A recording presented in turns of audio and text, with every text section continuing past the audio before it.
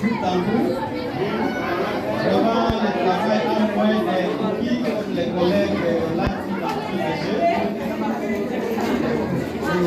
j'ai apprécié même les discours magistraux de l'auteur. C'est un discours qui reflète la qualité de son travail. Je n'ai pas assez de remarques pour égard à son travail. Mais je m'en vais vite pour lui poser certaines questions de clarification. Mais c'est obvious, je crois que nous avons eu tout le temps de discuter ensemble. Donc, ce n'est pas le moment pour moi de vérifier vos connaissances. Vous allez répondre à ces deux questions. La première question est la suivante. Quelle est la différence entre l'approche qualitative et l'approche quantitative? Si vous avez obtenu des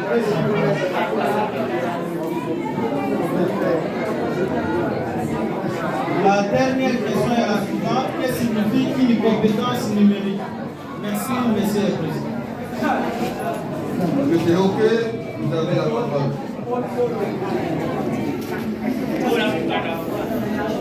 Bon, merci, Monsieur le Président. Je réponds à la deuxième question posée par le deuxième électeur. Puis lui-même, on encadrait de ce travail.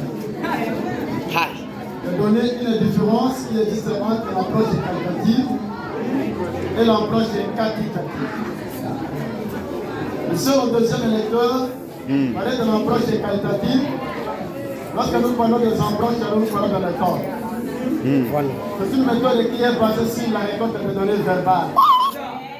Tandis que parler de l'approche quantitative, c'est une méthode qui est basée sur les données chiffrées, pour ne pas dire les chiffres. Je réponds à la deuxième question, celle de savoir, de t'expliquer quand peut-on parler de la compétence numérique. La compétence numérique dont il est question, monsieur le deuxième électeur, c'est une capacité de maîtriser l'outil informatique.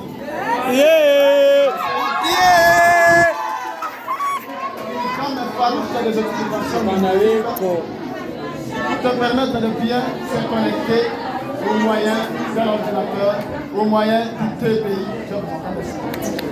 La défense. La défense a commencé. Je voudrais, comme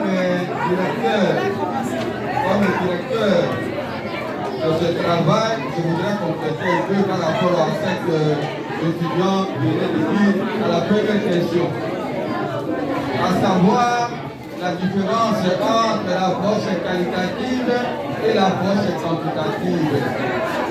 Il est vrai que dans l'approche qualitative, on récolte les données verbales, c'est-à-dire intervenir. Mais il faut encore ajouter que dans l'approche qualitative, il y a ce qu'on appelle l'analyse documentaire. Il y a aussi l'observation. Et une précision s'impose par rapport à l'approche quantitative. Là, il y a le problème des questionnaires comme outil de récolte des données. Du reste, pour avoir suivi M. Ewoke et échanger avec lui en classe, pour avoir suivi mes cours, je n'ai pas d'autres questions.